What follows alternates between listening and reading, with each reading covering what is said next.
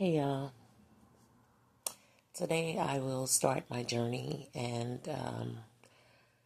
just speaking on things that's happened in my life. I've kind of been debating on which direction to go. Should I start from the beginning and work my way till current, or start with what's currently going on and take it back to my childhood? What's on my mind right now that I want to share is I have been taken advantage of and robbed so many times. I've never been a person that looked at color or was racist or used racist or racism for anything. But now I have no choice but to accept the fact that there's a lot of racism in the world. And a lot of that racism is right here in Missouri. And here's my story. I'm going to tell as much as I can. And what I don't get out today, I will continuously make videos to share everything with you all. Hopefully someone will see this video and will be able to help me or give me some advice. But at the very least, at least I get to vent and share my story. And hopefully that'll give me a peace of mind, because I've been suffering from depression for quite a bit due to this situation. And here it goes. I worked for a company for several years. The company that I worked for, I was hired to manage one apartment complex. I did that for a few months, 3 months. And then the person who was managing a second apartment complex quit. The owner then told me that I needed to manage the second complex as well.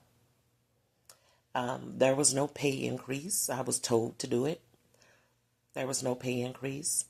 There was no additional vacation time, although he said that I would get additional vacation time each year. I never received it. They left me managing two apartment complexes. Both apartments are completely different. One was HUD low income, the other was fair market. I had two separate banks. I had separate vendors. I had separate attorneys. It was so many things that were piled on me. So I literally went from being the sole manager at one apartment complex with no leasing clerk, no administrative assistant, no assistant manager or anything. I had to do everything myself, to also running the second property for him and doing all of those things as well. Anything that the owner was requested to do, he would delegate for me to do. So in essence, I did his job as well. So here you have me doing the job of numerous people. I would say a minimum of 7 to 8 people at these two properties, but I'm doing it solo by myself. The pandemic came. I had to work through the whole pandemic as I was an essential worker, but I did not get a pay increase. The essential worker pay, I didn't get that. Although I worked the entire pandemic. I'm the only person for this company. So, to make a long story short, and there's a lot. If you want to hear more about the company, I will tell you that, and I will share all of that information. But to make a long story short, it got to the point to where the owner was piling so much on me that I couldn't get one thing done. I was literally all over the place. I was under stress because the owner never paid any contractors, any accounts that he had. He never paid any of these people. I got emails all day long with threats. People coming out, turning the water off at the property, the residents calling me. I'm the sole person. The police department had my cell phone number. They would call all the time in regards to things that were happening on these properties. The school district had my cell phone number to contact me to verify if, these residents were living at the property while their children was attending the schools there. So it was 24 hours work. I could not get anything completed because while I would be doing one thing, he would send me an email. Oh, I need you to do this. I need you to do that. Get this done. Do this. So literally, I was being worked to death. I couldn't sleep. I was having anxiety attacks, panic attacks. I was finding myself at work crying, at my desk, stressed out. I never took a vacation because I couldn't. When I had COVID 3 times, catching it at the property because people would come into my office sick. I'm the only person that they see. So, of course, I would get sick. So I had COVID 3 times. The times that I had it and I would have to take off work. When I came back, work was further piled on me because there was no one there to do anything. And because they have my telephone number, even when I was out with COVID, I was still getting phone calls in regards to the job. So when the owner starts to pressure me more and more and more, wanting more and more things done by me, when my plate was already running over, like my cup was running over, my plate was full. He started to use me as a scapegoat with HUD and different agencies. He wasn't disclosing to them. They didn't know that I was managing 2 properties for him. Because according to HUD, I was supposed to work full-time, 40 hours at the one HUD property. They didn't know anything about the other. So he was using me as a scapegoat. And I eventually was talking to my bankruptcy attorney. I was going to a bankruptcy attorney because Prestige Financial, I'll do a video on them. They're a financial company for auto loans and such. I was going to a bankruptcy attorney because these people had been garnishing me and I had paid them $10,000 in a year. And out of that $10,000, $1,200 went to the principal. The $8,800 went to the interest, and yet the interest was still over $20,000. The vehicle itself was $16,000. I paid $5,000 before I returned it to them because I tried to return it the week that I got it because it was falling apart. They said they didn't have a location here in Missouri, so I had to wait for them to pick it up. They picked it up a year later after I had been paying on it. They picked it up a year later. But nevertheless, that's a different story. I'll go into that on another video. But back to this. So I was at my attorney's office, my bankruptcy attorney office, and he was telling me that I looked like I was stressed out, and I said I am, and we were having this discussion. I was telling him about everything that was going on at the job and how I was being overworked and, having anxiety and everything. And he said, well, I think you need to speak with someone. He said, I know an attorney you could probably talk to about labor laws. So he wrote this man's name and number down and told me to give him a call. So I gave him a call the next day. We were talking on the phone for about an hour. I'm crying on the phone. I'm at work. I'm crying. I'm emotional.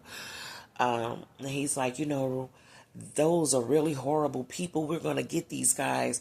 From my calculations and what you're saying and how many hours did you work overtime and all of this, he owes you, or the company owes you, over $300,000. That's just in overtime pay. That's not penalties, punitive damages, or anything like that. He said, I would love to represent you.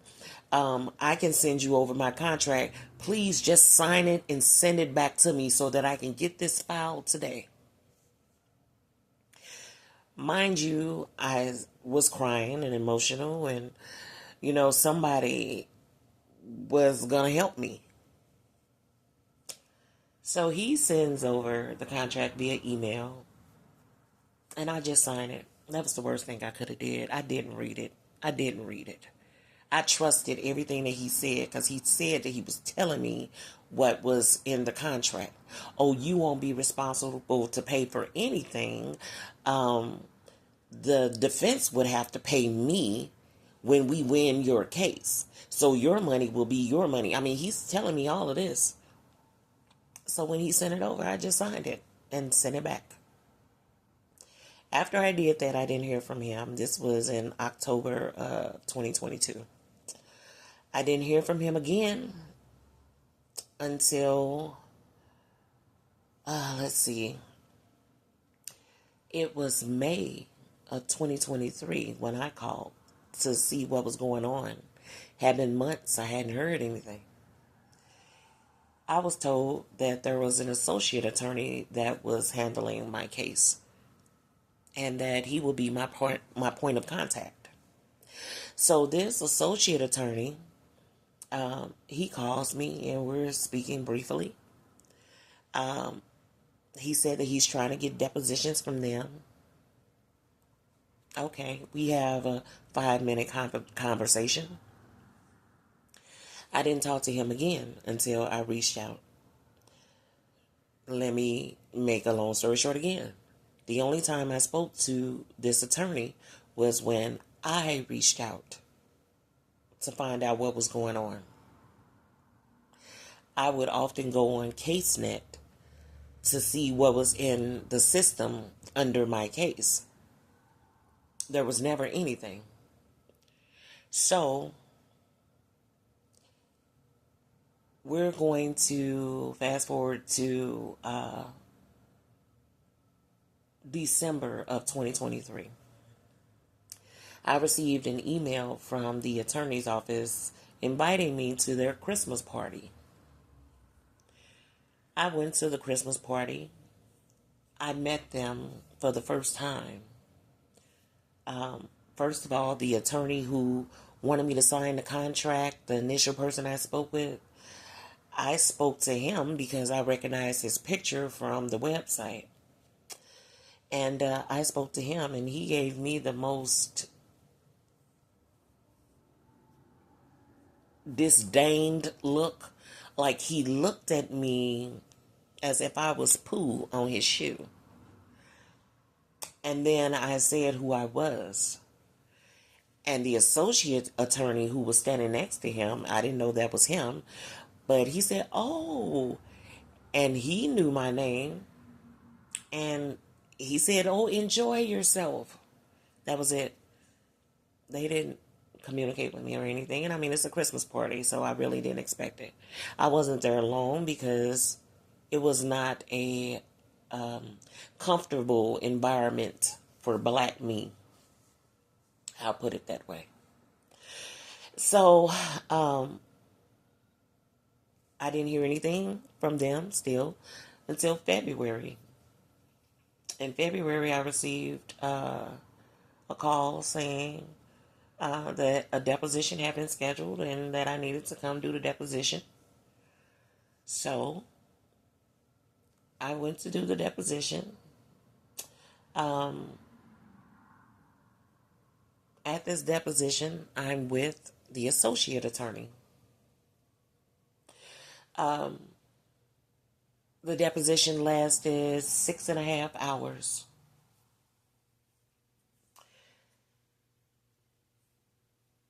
After the deposition, I asked the associate attorney, I asked him why the initial attorney wasn't handling my case. And he said, well, he charges $400 plus an hour and I'm only $3 whatever. I said, what difference would it make? He said that the company will be responsible for paying, not me. So what difference would that make? But this is what he told me. So that was February 2023. We did the deposition. I'm sorry, February 2024, we did the deposition. So after the deposition, I didn't hear anything again for months. I would call and speak with the associate attorney. He always seemed annoyed by me when I would call, just like, hey, what's going on with the case? You know, I haven't heard from anybody. I'm not receiving anything. Do you need any documents?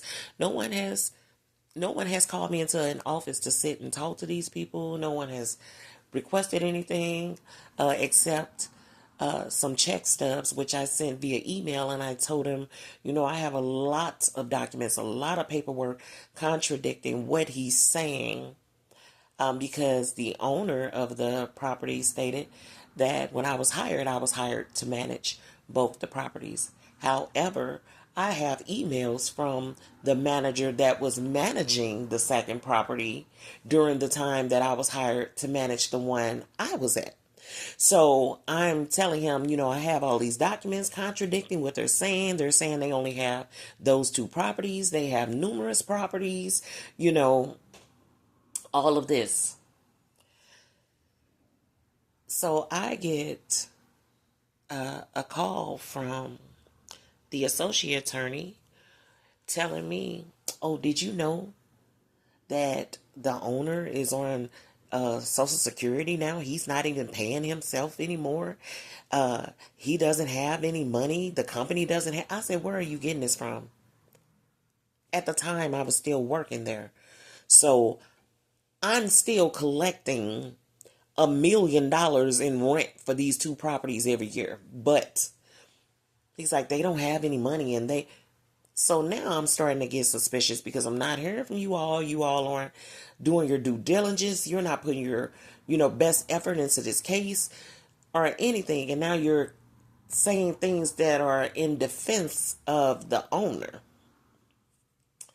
So, I asked to speak to the initial attorney that had me sign the contract. When I spoke with him, he said the same thing. Oh, he's on disability. No, he's on Social Security. He's not receiving any kind of pay. They don't have any money. And I said, why are you taking his word for it? Because I have documents to show that all of that is a lie. So this was all in May of 2024. June of 2024, I look on CaseNet and I see that a trial date has been scheduled for November of 2024. So I contact them and I asked them, why hadn't I been notified that there was a trial date scheduled?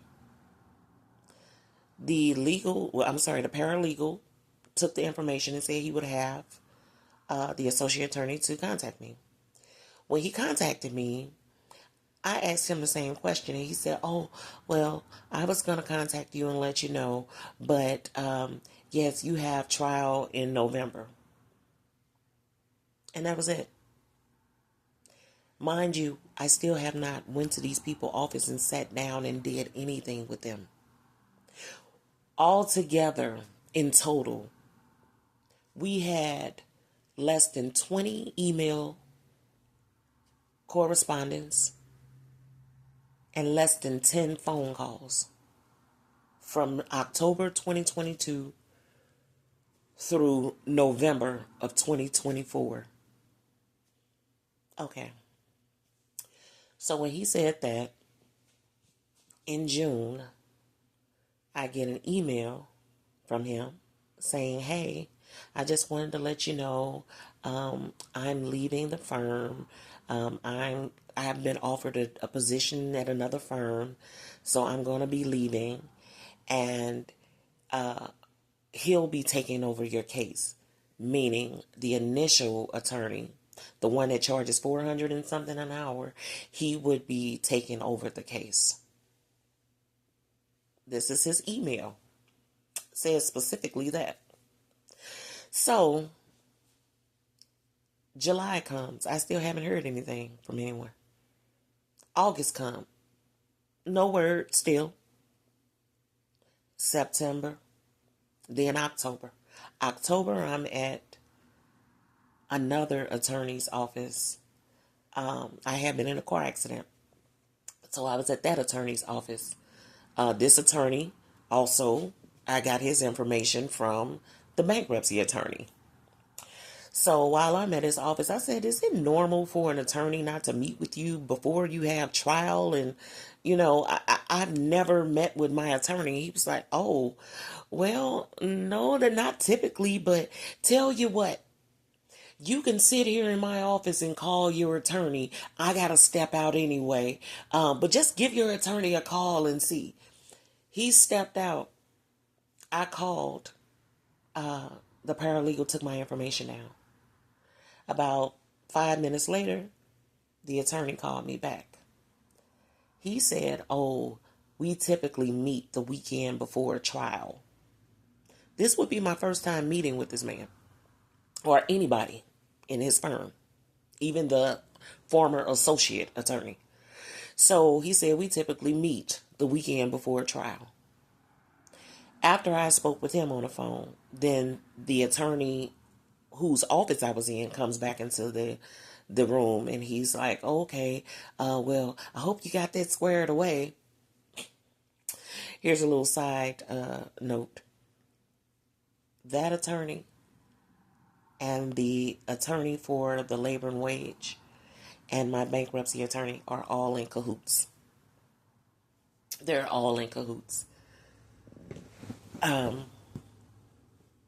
So they knew one another.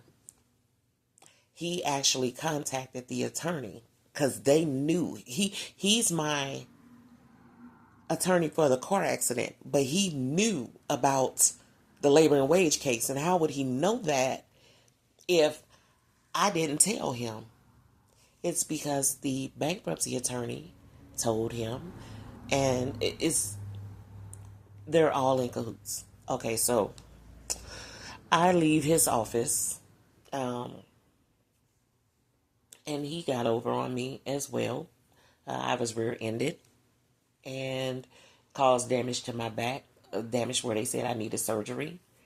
I had to go to, his doctor's, chiropractors, or whatever. And then he took a settlement stating, well, you didn't have insurance at the time. I say, what does that have to do with anything if I didn't have insurance? But they rear-ended me. And it's in the police report that they rear-ended me. And he said, well, it'll be hard to take this to trial. So I got another attorney involved, and he's going to draw up a settlement offer. And that's what they did. And I got pennies, and they got the majority of the money, including an attorney that I never saw, never talked to, but he supposedly drew up a settlement offer, and because of that, he got paid thousands of dollars. So, now, I meet with the attorney. Well, the attorney contacted me, and he said, hey, we're going to meet to go over the case. I'm going to tell you what to say and what not to say. So, I'll see you then. I said, okay. Then he called me back and said, they're offering us a settlement, $12,000 each. I laughed. He said $12,500 each. I laughed. I said, absolutely not. And he said, yeah, that is pretty low. Oh, okay, well, I don't know if they're going to go much above that because, they don't have any money, and the owner, he's on Social Security. He's bringing this up again. I said, no, I'm not accepting it. I'll go to trial.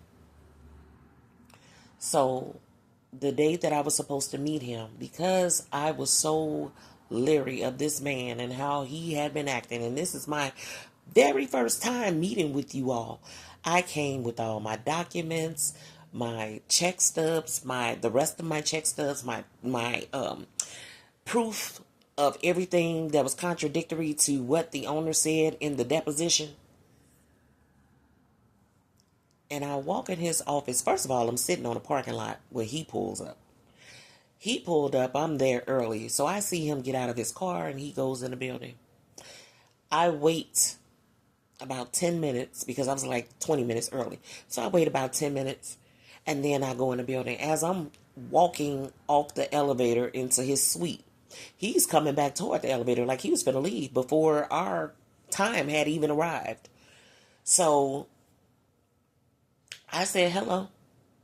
And he was like, oh, hey, let me take you to my office and I'll get, the papers together. So he takes me into his office, and when he does that, I turn on my recorder. The reason being, you're meeting with me a few days before this trial, and you're telling me that you're going to tell me what to say, what not to say, the do's and don'ts and all of this, and I'm supposed to retain this information for 3 days. Okay, so I'm recording. He walks in, and the first thing he says, I've been doing this kind of work, these cases for over 20-something years, and I've won them all. But I'm going to tell you, your case, I'm not so sure about. The company doesn't have any money, and the owner is on Social Security. I don't see how we're going to win, but I'm going to do the best that I can. I'm looking at him crazy because you're not telling me a reason why we wouldn't win. You're telling me about whatever information you have regarding the owner, but you're not saying why we wouldn't win. So he says, the judge that we have, he's dumb. He thinks he's a smart guy, but he's really not. He's really dumb, and he's on his way off the bench. He falls asleep at the bench while court is in session. I'd be shocked if he even knows what's going on during the trial. But he's made the wrong judgments, wrong calls. So he's our judge. We're going to have to deal with him and be respectful to him in the courtroom. But he's dumb. And he's not going to be a judge much longer. All of this is on recording. So he goes on to say, and the juries, we don't know how many jurors are actually going to be people that are employed. So they might not understand what you're saying you went through. For a person who doesn't work, they don't know what you're saying. They don't know what you're talking about as far as working hard and things. They can't relate. So you might not have the jury on your side. He said, but we're going to do the best that we can. So I'm going to give you this. And he gave me looked like a computer printout. And he said, I'm going to ask you, have you ever seen this before? And you're going to say yes. I said, no, I'm not. I've never seen this before. What is this? And he said, it's a copy of your time.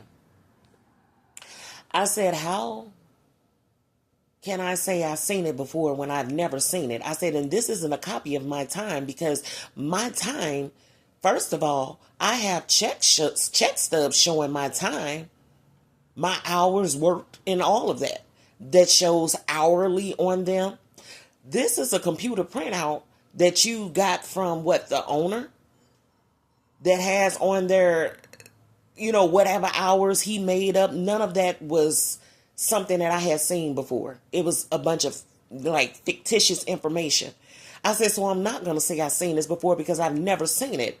And he said, well, I just gave it to you so you can say you've seen it before because you're seeing it now. So when we get to court on Monday, you can tell them, yes, you've seen it before because you're seeing it now. I said, I'm not going to do that because I've never seen this before and I'm not agreeing to this because this is not accurate information. Why would you use something that was provided to you from the defense versus my check stubs that show everything that corroborates my case? He said, I don't want your check stubs. Now, this is a wage and labor case where the owner is saying that I was an executive and that I was salary. But my check stubs say hourly. And I was never an executive for anything. I didn't make executive decisions. I didn't do any of that. So he said he's not going to use my check stubs, but you're going to use a computer printout with inaccurate information on it. And then he said, I'm going to ask you what happened, since you filed the lawsuit. What has happened? You're not working those extra hours like you were before since you filed the lawsuit. So I'm going to ask you what happened, and you're going to say, well, basically the properties went down. The properties are not up to standard anymore. Everything is falling apart. I said, why would I say something like that? And it's not true. And on top of it not being true, that shines a negative light on me as if I'm not still working hard for these people. And I am. So he said, well, Reva, you're just going to have to say what I told you to say. I'm telling you how we're going to handle this case in court. I said, you're telling me to say that a document they provided to you with fictitious information on it regarding time and wages, but they said in their deposition, we do not keep time. We do not keep track of wages or anything. We do not keep track of the time. We do not have them turn in timesheets. We do not do that. She's an executive and she comes and goes as she wants. She make up her own time. This is what he said in the deposition. But now you have some type of time document that they created. It made no sense. But I knew that he was, I felt it in my gut. He was dirty and that he was paid under the table. So I leave there not getting anywhere. I was with him for about 30 minutes. He gave me a packet of papers and told me to go over it and learn all of this stuff that he wrote on there, what he wanted me to say and not say. And all of it looked horrible. It did not look like I was the plaintiff and that he was working for me. It didn't. So the day of the trial, I arrive at court. I still have all of my documents. He calls me into one of the little rooms in court and he tells me, okay, so I just want to let you know, I'm going to piss off the judge. I said, why? Why would you do that? I'm trying to get a reaction out of him. I said, what kind of reaction? Why would you piss him off? What kind of reaction are you trying to get? A negative one? And he said, I've been doing this a long time. Let me handle this case. I said, here are my documents. He said, I don't want any of that. I told you, I don't want that. I'm not using that. This was all of my, every timesheet. I had over 100 timesheets, all of the support and stuff. I had emails. I had all of my paperwork, all my ducks in a row. He said he wasn't using none of it. So he walks out and his paralegal tells me to go sit on a bench. So I go and sit on a bench and the paralegal sit next to me. And so when the judge calls him and the defense attorney up to the bench, the first thing the judge said, oh, you dropped the punitive damages? He had dropped punitive damages, and I had no idea. I had no idea about anything. I had no idea about what he intended to ask for. He didn't even tell me, well, at trial, we're going to ask for this. He never said any of that. The only thing he was trying to convince me was the case was not winnable. He was not going to win the case for whatever reason, and how the owners were on Social Security and all of this. So the judge said, you dropped the punitive damages, and he said yes. So my ears perk up and I'm just looking, and he said, okay, well, can you go out and you two can, try to discuss it. So they go out into the lobby, and they're out there for, maybe 5 minutes. And then the attorney comes back to me and said, I think they want to settle. He goes back out into the lobby, and then he comes back in a second time and said, come here. So I go out into the lobby with him, and he said they want to settle. They're offering $100,000 each. I said, what? He said they're offering $100,000 each. Mind you, it was 4 days ago they offered $12,500 each, but now they're offering $100,000 each. I said no. He said, I don't think that we're going to get more than that. I don't believe that they will give us more than that. They already don't have any money. So $100,000 is a good deal, and I suggest that you take it. I said, I don't want to take it. The judge had sent the bailiff down to get the jurors. He had sent them down to get them. So we're just waiting on the jurors to come back up so we could do this trial. He telling me in the lobby, my best bet is to take this $100,000 because I'm not going to get anything else. I said, no, I want to continue with the trial. This man walks away from me as if I wasn't standing there. I walk back into the courtroom, and the paralegal tell me to sit at the table where the attorneys and all of that to get ready for the trial. So I sit at the table, and I hear the attorney across the hallway in the judge's chambers where the judge had went, telling the judge, we're going to settle. I immediately turned to the bailiff and said, go tell the judge I'm not settling. I want to continue with the trial. The bailiff went and told the judge. I heard the bailiff telling him, she says she doesn't want to settle. She wants to continue with the trial. My attorney said, she's just nervous.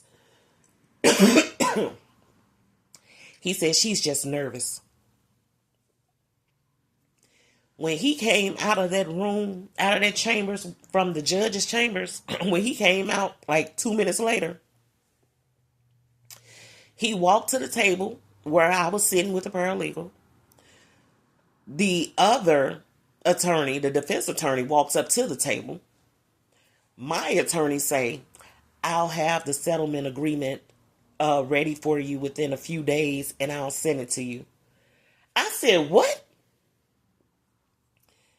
The defense attorney walked off, and my attorney looked at me and said, the jurors were already dismissed. This is what he said. The jurors were already dismissed. I started crying. I started crying at the table. He said, I'll have the settlement agreement ready for you to sign within a couple of days. I get up and I start walking away. He catches up with me in the lobby waiting on the elevator and say, this is a good deal. This is a good deal. We're getting $100,000 each, and you'll be okay with that. This is a good deal. If you didn't take this deal, I said, I didn't take the deal. You took the deal. I didn't. He said, well, if we hadn't settled, you would never see a dime. If you had a went to trial and won almost $500,000, you know, you would have never seen any of that money. They would have filed bankruptcy. They could have hid that money in offshore accounts in Antigua. They could have done several things to prevent you. They could have tied you up in court for years. How would you have been paying for an attorney's services while you're tied up in court to try to get this money for them for years? This was the best way. He said, is there anything you want to say? I said, yeah, it's a wicked ass world. It's a wicked ass world. And I walked away from him. When I got in my car, as soon as I got in my car, I'm still crying. And the next day, I get an email from the paralegal telling me to sign the settlement agreement. So I'm looking at this settlement agreement. And the settlement agreement is saying stuff like, I can't talk about the case. Can't bring the case up. Can't put it on social media. $100,000 will be dispersed to me by the end of December. $100,000 paid to him in increments over 24 months with a 9% interest added on to his $100,000 payment. It was so many things that did not add up. I told him, I said, he was asking me why I wasn't signing. I said, I'm not going to sign. I said, I don't even know what none of this stuff is. I said, why are you getting paid $100,000 anyway? I said, you have never sent me an invoice or anything because you said that the defense would be responsible for paying you. But the defense is offering you a settlement? I said, and then on this settlement agreement, it says that $200,000 was awarded to me. It says $200,000 awarded to me. So how am I getting $100,000 and you getting $100,000? But you're saying that they settled with you for $100,000. You told me that they would be responsible for your payment and it wouldn't come out of mine. So why are you getting $100,000 from the $200,000 that it says was for me? I said, I've never received an invoice, a bill, or anything from you. So what is $100,000 for? He sent me an invoice that totaled to $5,000. That was the invoice that totaled to $5,000. So a day go by. Now he's texting me, why haven't you signed? Why haven't you signed? Then he called me and I recorded that conversation. And he's talking on recording about how he added the 9% interest onto his and all of this, you know, so he can get extra money. And the man was crooked. So, day 3. Now he's getting aggressive. If I don't sign, and I have these text messages that he sent to me, if I don't sign, he's going to sue me. I will have to pay for an attorney. He's going to sue me. And he also said that he will go to the judge and make the judge force me to sign. All of this is in text messages that I still have. He would go to the attorney and go to the judge and make the judge force me to sign. And he would sue me and all of this. But I have him on recording when he called talking about the 9% interest. I said, and what if they don't pay you? I don't think that they're going to pay me anyway. I just want to make sure you get your money, but I don't think that they're going to pay me anyway. So I'm not really worried about me. I just want to make sure you get your $100,000 because you deserve it. But then the next day, you're going to sue me if I don't sign the settlement agreement. You weren't worried about it yesterday if they didn't pay you. But now today, if I don't sign it, you're going to sue me. And I'll have to get an attorney to defend me. And you'll go to the judge and make the judge will make me sign this settlement agreement. All of this is verifiable. It's all in text messages that I have. So, I still didn't sign. Then, let's backtrack. Remember the attorney I told you about? The bankruptcy attorney who gave me this attorney's name and number? It's right before Thanksgiving. And I'm out getting my Thanksgiving groceries. And I see he's calling my phone. I haven't dealt with this bankruptcy attorney in over a year. We haven't had any kind of interactions, calls, text messages, nothing in over a year. He's not even my bankruptcy attorney no more. My stuff was discharged. So, I see he's calling. And because I am a bright girl, I automatically knew what he was calling for. I had already been piecing it all together. So, I didn't answer because I was expecting him to send me a text message if I didn't. And he did just that. He sent me a text message saying he wanted to talk to me, give him a call, because he wanted to talk to me about my case with this attorney. And he just want to see what's going on because, you know, he was informed about the settlement and he just want to see why I haven't signed and it's a good deal and the attorney that handled it is a really good attorney, yada, yada, yada. I responded back in text. I said, why are you even contacting me about a case you're not affiliated with? You don't have anything to do with this case. Why are you contacting me? And he said, I just know the both of you. I'm your attorney and I'm his colleague. So I just know the both of you and I wanted to try to mediate and see what's going on. And I responded back, so he told you to contact me? And he responded to me, no, I did that because we talked about it in passing. Are attorneys able to discuss your case with other attorneys that have nothing to do with your case? Okay. So I responded back. So now y'all harassing me and trying to make me sign this settlement agreement under duress. Y'all are now harassing me. Calling, threatening me. You have nothing to do with this case, but you're calling me for another attorney to try to get me to sign a settlement agreement that I never agreed to in the first place?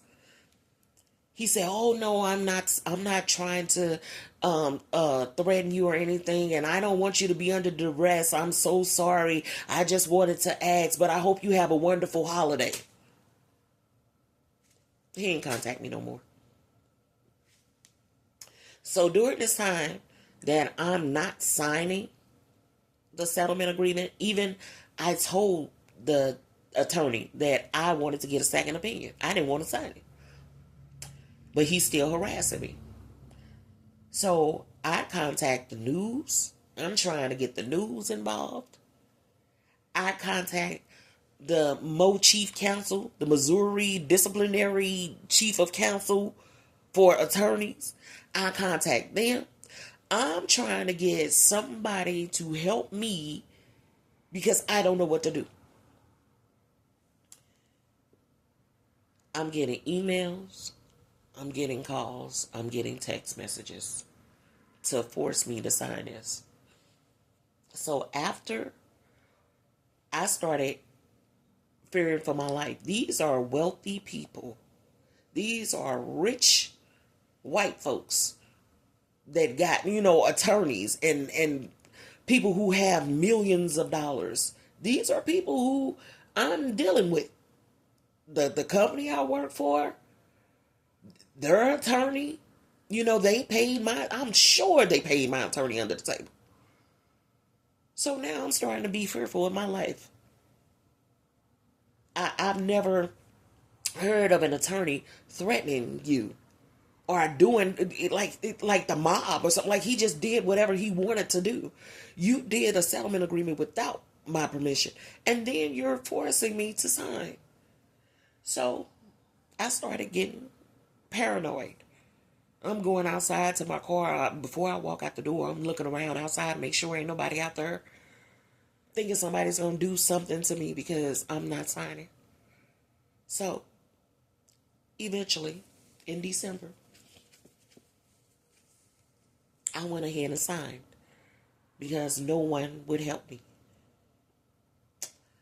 So when I signed it, within 10 minutes, he sent me a text message because he sent it to me to sign via email. So I signed it electronically. And then he sent me a text message saying, thank you. I'll get in touch with your employer for the check release. Within 15 minutes, my employer sent me an email saying he would meet with me on that Monday, which was like, this was Friday, on that Monday with the check. So I signed it, and within 15 minutes, you've contacted me and the job. It's like everybody was just sitting around waiting. Okay. So now that I've signed it, guess what the first thing was that I received in email? An updated invoice. Remember, I told you I hadn't never got an invoice, a bill, or anything. And when I asked for one, after he did the settlement, when I asked for one, he sent me one via email that had $5,000 on it. Now, since I've signed, guess what? I received the same day. I received a new bill, $105,000.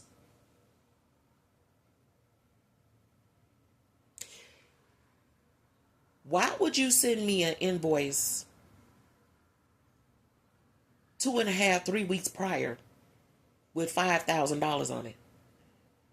And then now you send one with $105,000 on it. And what's on the invoice? He's charging phone calls, mailing paperwork, talking to the other attorney, the defense attorney, blah, blah, blah. None of this stuff. And everything is under his name. Where's the associate attorney information? Because he was the one who was the only person I communicated with until October of 2024, a month before trial. When I talked to you one time and you said that you were schedule a meeting with me to come meet and discuss the case the weekend prior to court. So where is all of the charges for him? Like, his name wasn't on there anywhere. The associate attorney, his name is nowhere on any of it. And all of these fictitious, trumped up charges, I have no idea what that stuff is or where it came from and why all of a sudden is it on there the day that I signed the settlement agreement, but it wasn't on there 2.5, 3 weeks ago when you sent me the invoice for $5,000. So I sent him an email and told him that he was a crook. And he was like, that's how much, that's all the work that I've done for your case. He didn't do anything for my case. I never saw the man until a few days before court. He didn't do anything for my case. I didn't talk to him. We didn't communicate on the phone. We didn't email. Have him to pull up emails between us. Have him to get what is that, the call logs between us. There are none. So what exactly are you getting paid $100,000 for? So then I go back to where he told me that they would be responsible for paying him. So now I'm doing all of this research and I'm gathering all of this evidence against him now. I need to get someone to investigate him. So I'm gathering this stuff and I get the contract. I, pull my contract that I signed with him. I got my copy. Y'all, the first thing I noticed, the first page of the contract, he has his name and my bankruptcy attorney name as my attorneys for that case. My bankruptcy attorney never had anything to do with the case. He's nowhere on any case paperwork. He's nowhere, nothing. He has nothing to do with it. Why do he have himself and my bankruptcy attorney name as the attorneys for the case? And then I continue to read, and it says that clients are responsible for paying the attorney. But he told me when he asked me to hire him, let him represent me, he said that they were responsible. The defense was responsible for paying the attorney. But in the contract, it say the client is responsible for paying the attorney. So if in the contract it say the client is responsible for paying the attorney, then how did you get $100,000 without ever sending me a bill, an invoice, or anything? And how did you get $100,000 settlement, as he said? It was a settlement from the defense. How did the defense pay a settlement for $100,000 to you when the contract say that I was supposed to pay you? But even though you said that they were supposed to pay, the contract say I'm supposed to pay. So it's still not adding up. Because if they were supposed to pay, then why would it say $200,000 issued to me? But you're saying they delegated $100,000 to you for a settlement if they were supposed to pay. And if I was supposed to pay, then how did you take $100,000 of the $200,000 from me and never in 2 years gave me a bill, an invoice, or anything? They are all crooks. I have been trying since this happened, November of 2024. I have been trying to get some help. When I say nobody wants to take on an attorney, I've been trying to get a legal malpractice attorney. As soon as I called, and it literally was say on their website, legal malpractice cases, and then I call them, well, we don't handle those. I called the NAACP, and they told me, someone that I spoke with there told me, Missouri is known for having crooked attorneys and judges, and that they all stick together. And my chances of finding someone to take on that attorney is slim to none. That I needed to see if I could find an attorney in a neighboring state that's able to practice here in Missouri. I haven't been able to find anybody. And when I say all of this stuff makes absolutely no sense, and I have proof and documentation of every single thing I just said, all of it was attorney misconduct. All of it was illegal. Him calling the judge dumb and on his way off the bench, attorney misconduct. He could lose his license for that. Him telling me to lie, attorney misconduct. Him taking a settlement offer without my consent is attorney misconduct. Him threatening me to sign the settlement offer is attorney misconduct. But no one wants to handle this. I'm one black girl going up against all these white folks, and nobody wants to handle it. Like, nobody wants to assist me whatsoever. The Mochief Council people, I sent all the documentation to them. They said they never received it. I sent it a second time. After I sent it, say for instance, I sent it on Thursday. Friday, I get a letter saying they found no wrongdoing in anything that he did. What? Like, I literally included screenshots that I printed out of the text messages of this man threatening me. It's unbelievable. So you have to have money to go after people with money, evidently. But yeah, all of this, like, why does it say 200,000 to me? Like, none of it makes sense. It doesn't add up. None of it makes sense. The man got paid under the table. He stole money from me. He falsified information. He did not do his due diligence to represent me. He tried to get me to just not go to trial to begin with. That's why he was saying that the man was, on Social Security and didn't have any money and all of this, because he had already been paid. I believe when he told me 4 days before trial, they're offering us $12,500 each. I believe he wanted me to say, okay, and take $12,500, and that way he would have had over $187,000 to himself. So it's horrible, y'all. But what do you do? What do you do? There's nobody. This man is literally getting away with a crime, and he's an attorney.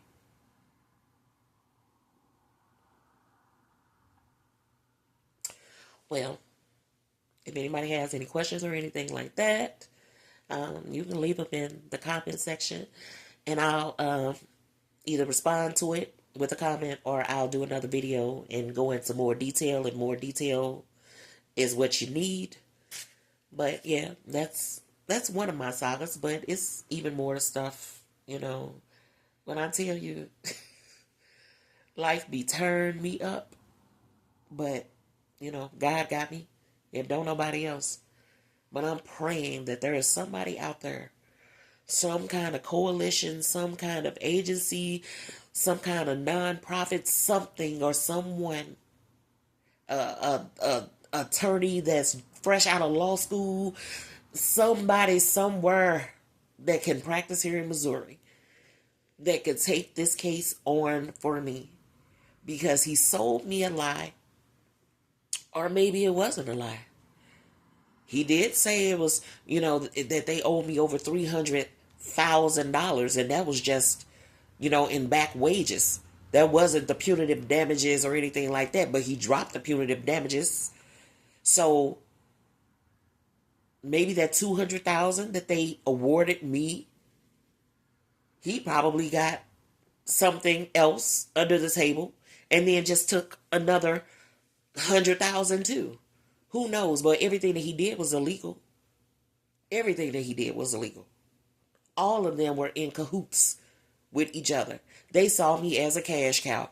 The bankruptcy attorney, I was seeing him. He referred me to the accident attorney from the people who rammed me in the back. And he referred me to him, who ended up taking a large amount of the money and left me with pennies. And then he referred me to this other attorney. But see, all of the cases were going at the same time. They saw me as a cash cow. That's what I'm thinking.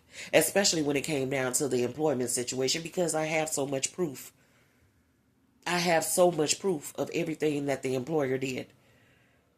He had even told me when he asked to represent me, he was like, after the trial, we're going to get these guys on a civil suit and all of this, because I was the sole black person, the sole minority black female working for a company that's all Caucasians. All of them. The maintenance guys, Caucasians and everything. The maintenance guys, they don't have to report to me. They didn't have to turn in time. They didn't have to come and tell me that they were on vacation. They was taking a day off or nothing. They dealt with the owner directly. For 4 years, I couldn't go to the corporate office because the owner was, afraid because of the pandemic. And he didn't want to get sick and all of this. So for 4 years, I never went out to the corporate office. But the white maintenance guy who worked for him went out there twice a month. He would be the one to come back and tell me, oh, the owner said to do this. The owner said don't order any supplies because we don't have any money. The owner said. He would be the one to come and tell me that. And in the deposition from the owner, he said that I was executive and they followed my orders that maintenance did. And he said that I could hire and fire people. The associate attorney, who was the one who did the deposition, not this crook who stole my money, but the associate attorney, he said, so if she wanted to fire maintenance, she could. The owner said, well, technically, if she wanted to, she could, but I wouldn't allow it. And the associate attorney said, why wouldn't you allow it? And he said, those are my guys. They've been working for me over 30 years. I trust them. They're loyal. His guys. Been working for him for over 30 years. He trusts them. They're loyal. They're also white. And I'm the only black person there. So there's no civil suit for discrimination, harassment, none of that. And this man took half of the money. What's y'all thoughts?